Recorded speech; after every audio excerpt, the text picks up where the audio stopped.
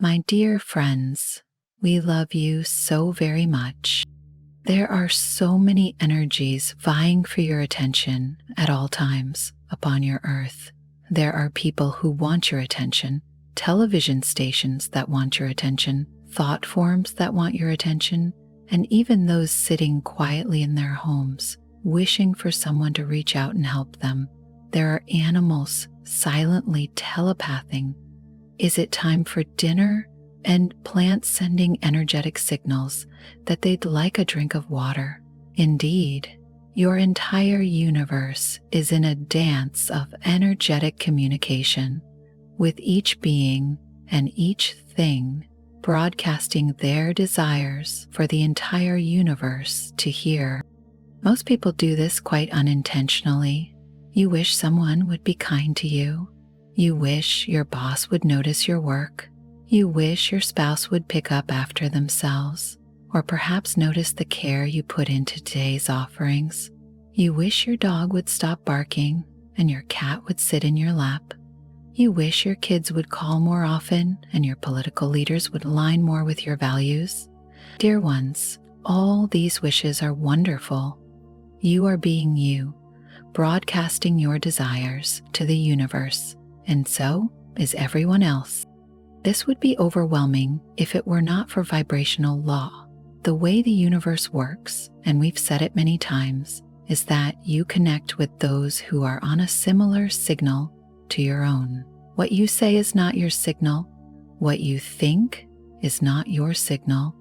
Those things contribute, but your signal is more closely related to how you feel. If you feel happy thinking of something, your signal is perfectly attuned to having it. If you feel bad, sad, upset, or doubtful, your signal is focused on not having it. For example, if you think, I'd like some fresh tomatoes for tonight's dinner with a bit of sadness because you don't think you'll find them, then no matter what store you visit, they'll be out or not fresh. If you're thinking the same thought and imagining how delicious they'll make your meal, you'll be inspired to go somewhere and find them easily. If someone is thinking, I wish someone were there for me, with feelings of victimization and the belief that no one ever is, then you could hold a door open for them and they'd walk through it without even noticing your kindness. If, however, they were thinking, I wish someone were there for me.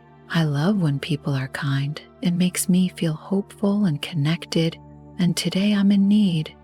Let's see what happens. Then they would not only notice your kindness, but appreciate it and receive the love. So as you navigate life, remember, it is not your job to answer every tug and pull you feel from one another. It is not your job to turn on the television program that wants you to watch it unless you want to. It is not your job to jump when someone else is in crisis, nor is it your job to pay attention to people whose behaviors do not delight you. It is your job only to attune yourself to the feeling of what you want to experience, the life you want to live, the things you want to enjoy, and most importantly, the good here and now, so that you send a signal that finds its perfect match. Try a little fun experiment. Imagine something wonderful that you'd like to experience during the upcoming week. Make it something you don't know how to make happen yourself, but something that's not such a stretch that it triggers doubt or fear. Maybe you'd like to see a butterfly right in front of you or have a bird serenade you. Maybe you'd like a little money to come in a surprising and delightful way. Maybe you'd like a compliment from a total stranger.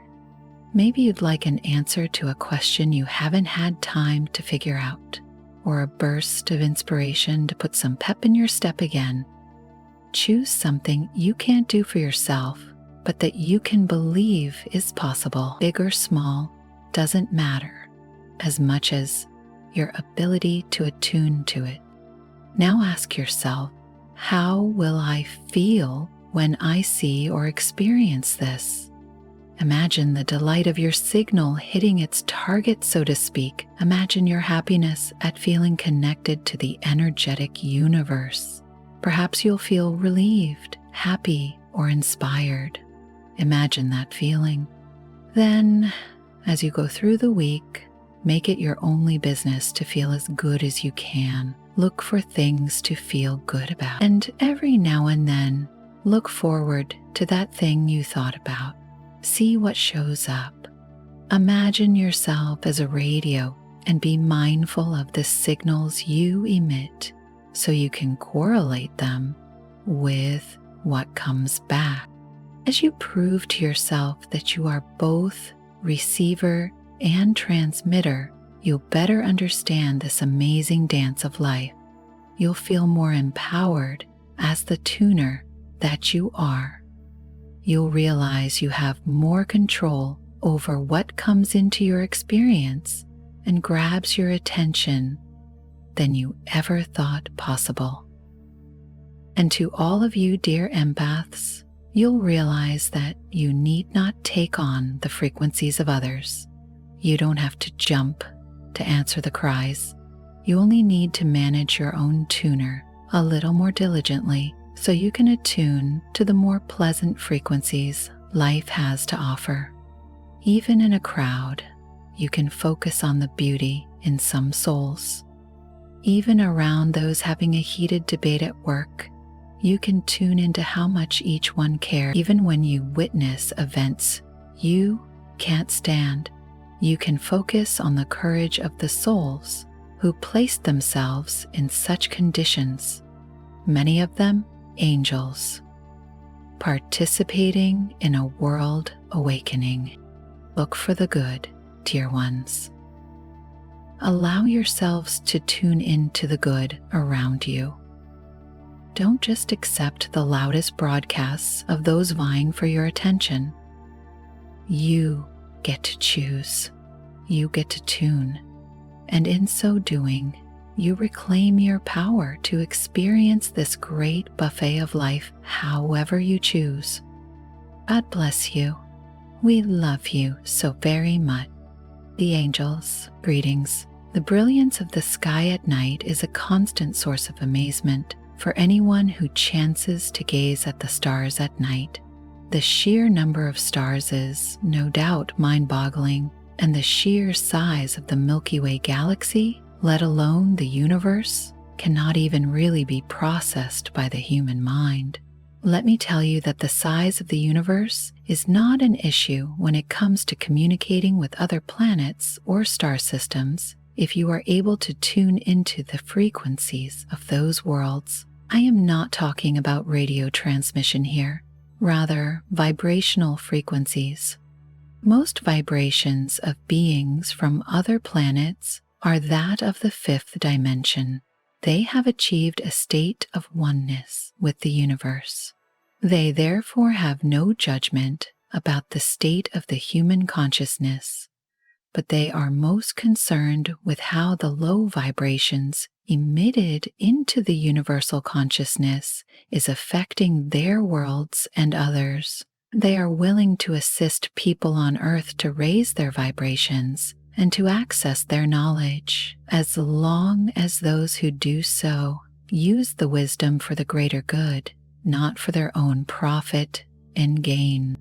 In a state of meditation, you can project your consciousness out to the universe with intention. Before you ask to receive messages from your alien neighbors for the Earth's highest and best, wrap yourself in divine light and ask to be protected and guided for your own highest and best. Make sure you have grounded your energy. If you are not adept at receiving telepathic messages, automatic writing may be of assistance. Always give thanks for the messages and any assistance you are given.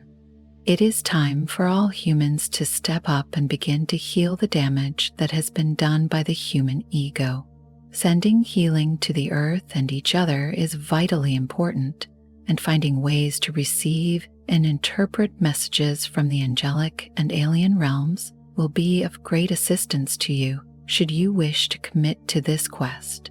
We, the Masters of Light, either angels or masters, will always be available to escort you to other worlds or to guide you in your spiritual development.